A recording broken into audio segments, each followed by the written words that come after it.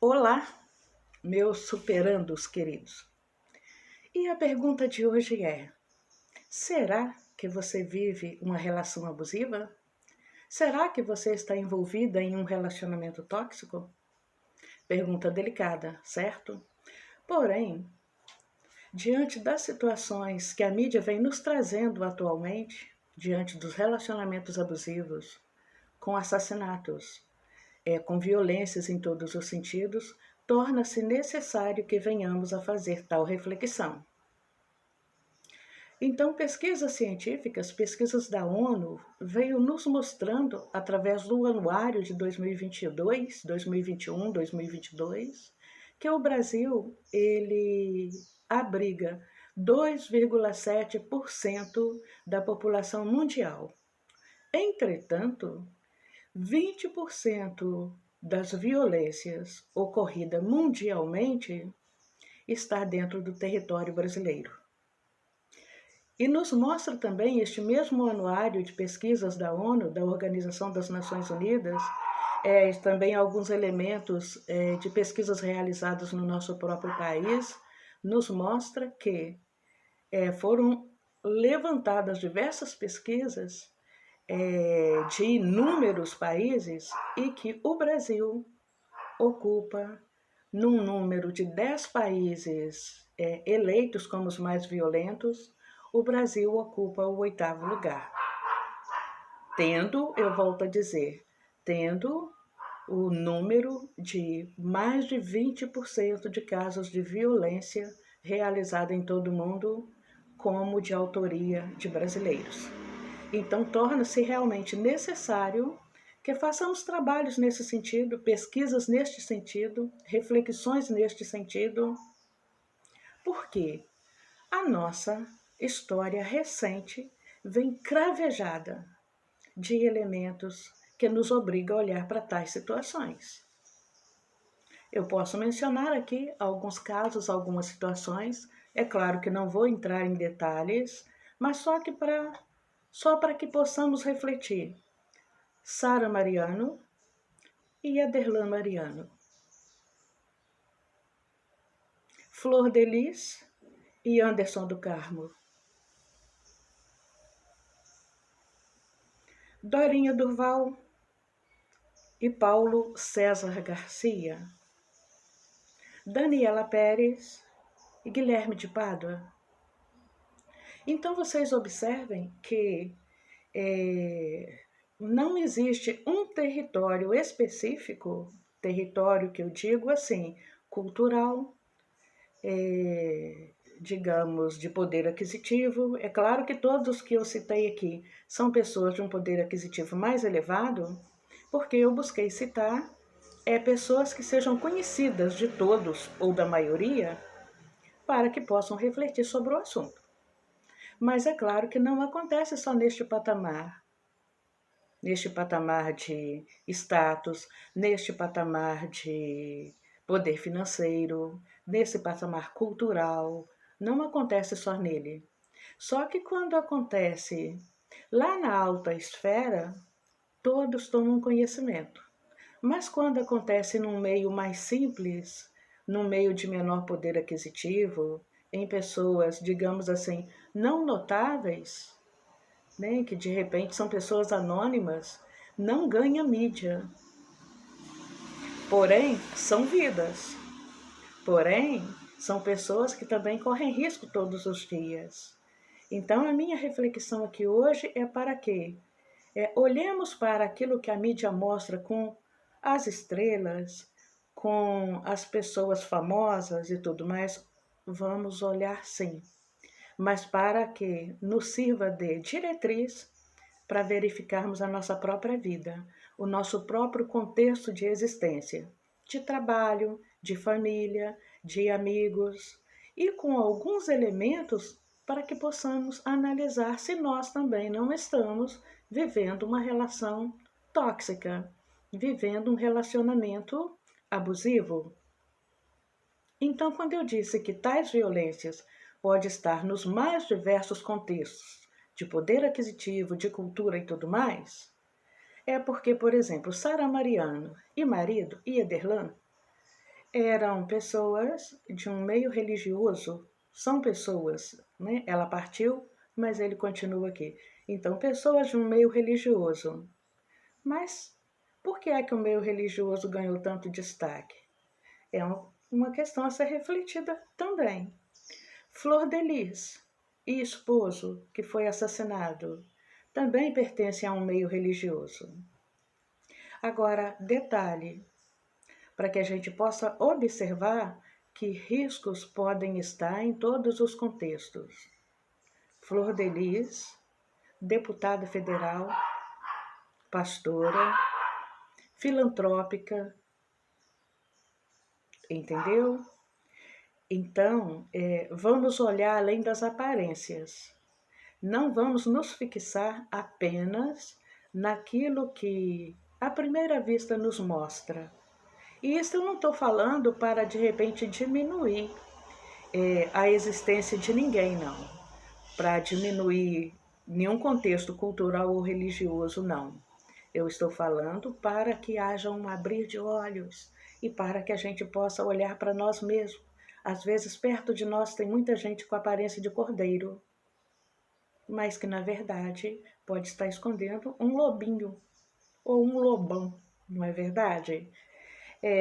Dorinha Durval, atriz, né? Praticou também aí um assassinato contra o seu esposo ali. Isto para os mais maduros é que vão se lembrar dessa situação. Mas Daniela Pérez, também atriz, já um caso também mais recente, que ganhou uma mídia tremenda. Então eu acredito que todos que estão me ouvindo, me acompanhando agora, vão se lembrar do caso Daniela Pérez, né? Paula Tomás, Guilherme de Pádua, vão se lembrar dessas situações. Por que é que eu trago tudo isto aqui? Tem também Elisa Samúdio. Quem não se lembra, Elisa Samúdio.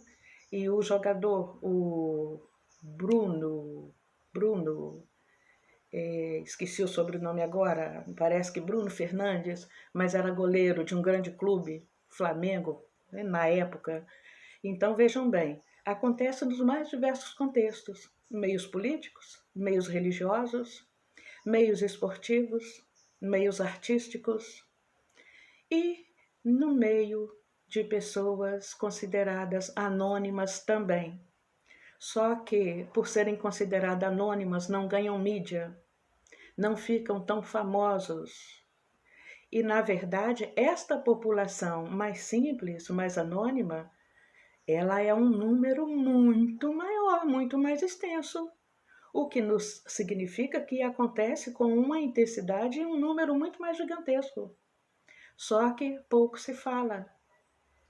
Mas a gente pode lembrar de uma lei que surgiu a partir de violências assim, Maria da Penha.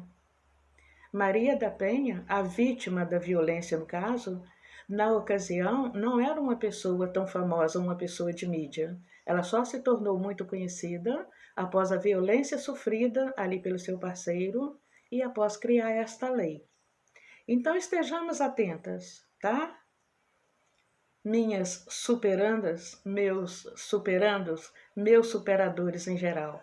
Estejamos atentos. Eu citei aqui estes casos porque, por exemplo, Flor de Lis e Anderson do Carmo foi muito recente. Sara Mariano e Ederlon Mariano foi muito recente.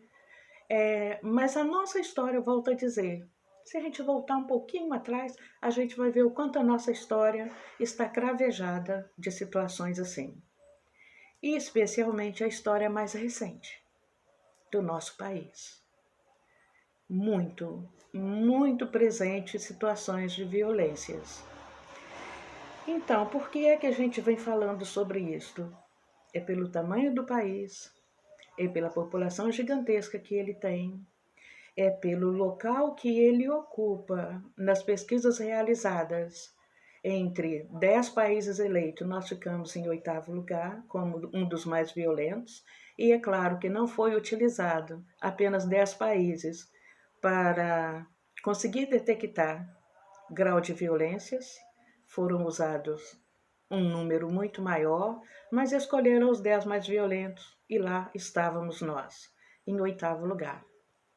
E repito, sendo um país continental, sendo um país que abriga 2,7% da população, o máximo que se poderia esperar é que ele abrigasse também o máximo de 2,7% das violências. Entretanto, ele é o autor de mais de 20% da violência em todo o mundo. Ou seja, o número de violência equivale a 10 vezes mais, é claro que em termos percentual, equivale a 10 vezes mais o número da população. Percebe? É claro que é percentual, volto a dizer. Então, daí a necessidade da gente estar atento a essa questão. Será que você está vivendo um relacionamento abusivo? Será que você se encontra dentro de um relacionamento tóxico? E aí, eu me lembro de um neurocientista que eu admiro muito, Pedro Calabres. Ele fala muito na questão de impor limites, estabeleça limites. Então, se você vive uma relação aonde você consegue perceber que o relacionamento ele não está apenas desgastado, ele não está apenas necessitando de um up, mas que tem sinais que apontam para a violência e possíveis perigos, esteja atenta. Reflita sobre essas questões. Pedro Calabres ele diz o seguinte: estabeleça a linha do respeito e diga para a pessoa: daqui você não passa. E isto eu aprendi a aplicar nas mais diversas situações da minha vida. E venho trazendo isso às vezes para meus pacientes, venho trazendo isso às vezes em alguns vídeos que eu registro. Então, como perceber que o relacionamento já passou da fase do desgaste e entrou numa fase abusiva, numa fase tóxica? Vamos lá? Eu pretendo deixar aqui 4 ou 5 elementos. Vou deixar 4 ou 5 só, posteriormente faço um outro vídeo, tá? Para que não fique também muito extenso, muito cansativo. Mas vamos estar atentos então aos sinais. Sinal 1. Desejo e dificuldade de sair de um relacionamento.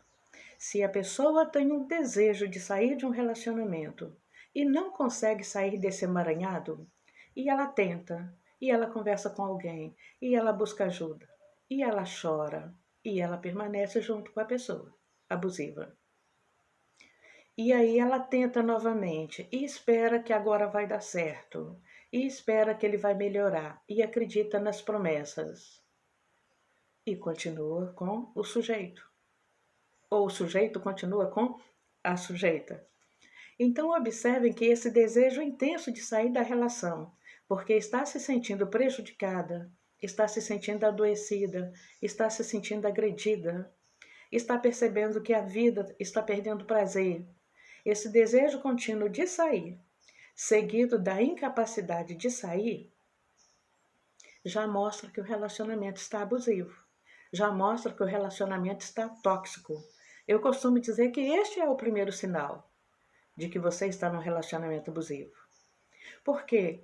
Mostra que a pessoa já não tem a liberdade, já não tem a força, já não tem a autonomia de conseguir sair de algo que está lhe fazendo mal. Porque se eu estou num relacionamento, porque eu quero, porque eu gosto, porque me faz bem, porque me deixa feliz, e de repente eu percebo que a pessoa fez algo que não está de acordo com os meus princípios, com o que eu acredito, com o que eu quero para o meu futuro, tchau, tchau. Entendeu? É claro que antes disso vou ter uma boa conversa. É claro que antes disso você tenta acertar os ponteiros, você tenta parar as arestas. Então, eu costumo dizer que as relações elas precisam sim ser consertadas. Porém, para um relacionamento ser consertado, ele necessita de que as duas partes entrem em ação. É impossível você sustentar um relacionamento sozinha ou sozinho. Então, os relacionamentos precisam ser consertados? Sim, eles precisam e eles devem ser consertados, porque senão a gente vai ficar pulando de galho em galho o tempo todo. Porém, quando já está tão ruim que você tenta sair do relacionamento e não consegue, e a outra pessoa não faz nada para melhorar essa relação, é porque ela já não tem conserto. É apenas uma pessoa tentando segurar a relação. E eu costumo comparar com uma ponte que necessita de 2 pilares para permanecer de pé. Se um pilar desabar, o outro sozinho não segura, não. Né? Se um pilar da ponte desabar, o outro faz, a ponte faz isso. Você vai ficar sozinha ali segurando a relação. E é altamente adoecedor. Então, registrado o primeiro sinal, desejo de sair de um relacionamento sem a capacidade de conseguir sair. O segundo sinal, a dependência. Geralmente os relacionamentos tóxicos abusivos, eles trazem uma dependência, eles passam a gerar uma dependência na vítima. Essa dependência ela pode ser de ordem financeira, ela pode ser de ordem emocional, ela pode ser de ordem religiosa, ela pode ser status social. Então gera-se essa dependência, a questão do status social, da dependência financeira, a questão religiosa e a ordem emocional, abala muito o ser humano vítima de um relacionamento abusivo.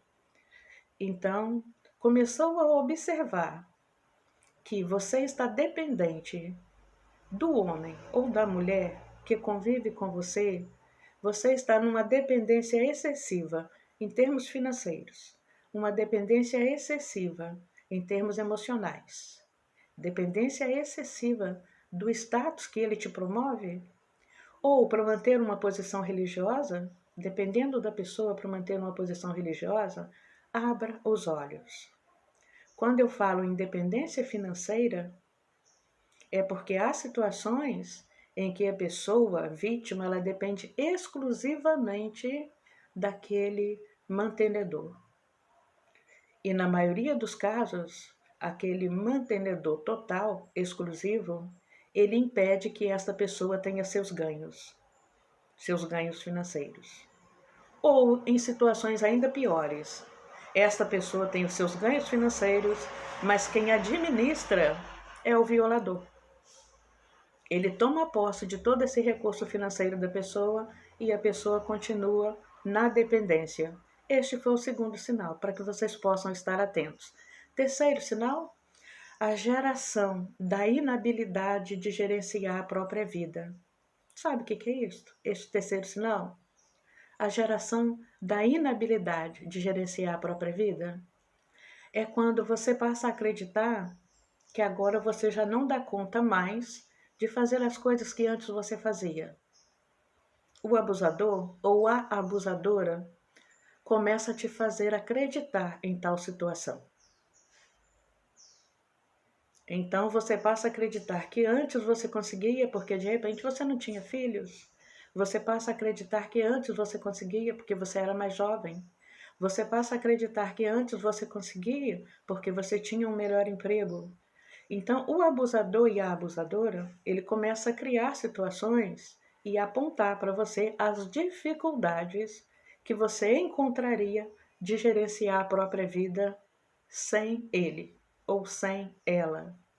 Quando, na verdade, nós sabemos que, para todas as situações de violação, existe proteção, existe uma rede de saúde pública, existe uma rede de assistência social, existe uma proteção da justiça.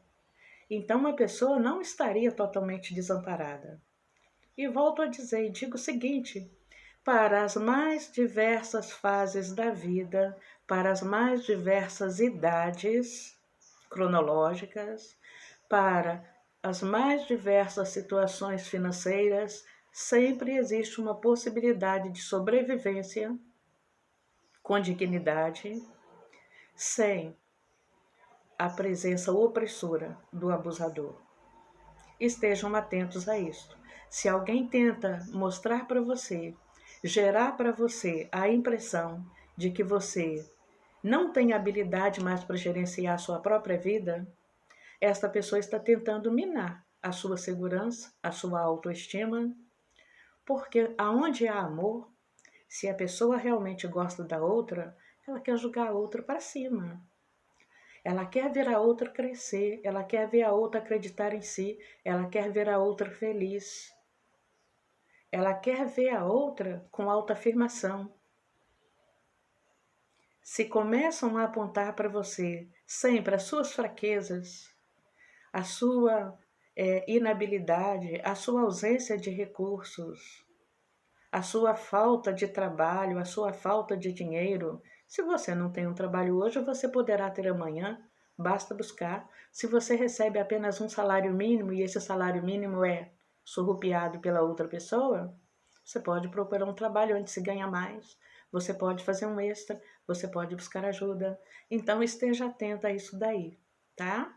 Então deixei o primeiro sinal, o segundo sinal e o terceiro sinal. Vamos para o quarto? A hipervigilância. Sabe quando você percebe que você não relaxa mais, que você não tem mais paz, que você não tem mais segurança, que você não tem mais tranquilidade, mas que você precisa passar o tempo todo se autovigiando, a autovigilância e hipervigilância, para manter a outra pessoa satisfeita. Quando você percebe que tudo o que você faz ainda é pouco, a outra pessoa pode se desarmonizar com você por pouca coisa, e que aí você começa a se anular para o bem-estar da outra pessoa. Aí você não se veste mais como você gosta, você não frequenta mais os lugares que você gostava antes. Se você vai cozinhar, você busca cozinhar apenas aquilo que a pessoa gosta e admira. Aí você se ausenta de amigos, porque ele ou ela não admira seus amigos. E então você passa a se vigiar constantemente, a hipervigilância, em função de manter a outra pessoa feliz, a outra pessoa alegre. E aí você observa, a outra pessoa faz a mesma coisa? Mantém essa autovigilância constante em função de te ver feliz, em função de te agradar? Este é o quarto sinal. Se você está numa relação aonde a sensação que você tem é de que precisa se esforçar cada vez mais para manter aquele casamento ou para manter aquele namoro, e que você já está dando mais do que você suporta, mais do que você aguenta, mas ainda assim a outra pessoa acha que é pouco e você tem esse desgaste de energia constante, porque suga, é altamente sugador. Quando você tem que se desprender de si o tempo todo, que você tem que levar energia para outra pessoa o tempo todo e a outra pessoa não lhe dá o retorno. Então, o meu recado aqui hoje é o seguinte: será que você está numa relação abusiva? Será que você está num relacionamento tóxico? E então, a reflexão que fica é a seguinte: se você percebe que só você tem que se doar, que só você tem que se anular, que só você tem que se entregar além do limite do saudável para manter um relacionamento, se você percebe que você tem que se anular como ser humano para que a desordem não se estabeleça no ambiente domiciliar, é porque a desordem emocional já se estabeleceu dentro de você. Então, eu volto a dizer, estabeleça limites, estabeleça diálogos. Todo ser humano tem o direito de ser mais temperamental ou menos temperamental. O que não tem o direito é de prejudicar e de adoecer a vida do outro. Então, há situações em que as pessoas dizem pra gente: ah, mas ele é muito explosivo, ah, mas ele é muito nervoso, ah, mas ele é muito temperamental, ou ela, né, é muito nervosa, explosiva e temperamental. Ok, Eles têm o direito de ser isso daí, se a vida lhes permite isso, se o meio em que eles foram criados lhes permite isto, eles têm o direito de ser isso daí, até onde a justiça permitir. Certo? Porém, o que eles não têm é o direito de adoecer a vida do parceiro ou da parceira, nem fisicamente, nem emocionalmente. Então, aonde começam os direitos do outro, termina os direitos do anterior. Então, a pessoa tem direito de ser explosiva, de ser nervosa, de ser temperamental, mas não tem o direito de te obrigar a se anular como ser humano. Não tem o direito de te obrigar a viver uma situação que está te adoecendo. Então, em outras palavras, o abusador tem os direitos que ele acredita ter, e eu volto a dizer, até onde a justiça lhe permite, e você tem o direito de recomeçar a sua vida da forma como lhe aprouver de modo saudável, dentro dos limites daquilo que lhe é possível também. Mas as ajudas sempre existem, tanto a nível jurídico, judiciário, social, educacional, de saúde. Basta buscar conhecimento a este respeito. Então, aquelas pessoas que estão vivendo situações abusivas, pesquisem mais, vejam mais vídeos, conversem mais a respeito das situações, fale para outras pessoas de sua confiança a respeito das situações que você vive e a ajuda virá, com certeza. Se você ficou comigo até aqui, o meu grande abraço. Se inscreva, deixe aí o seu like, compartilhe com outras pessoas, com todos os seus contatos. Dê um passeio aí pelo canal Superando. Curta e continue comigo. Meu muito obrigado. Se ficou até aqui, abraço.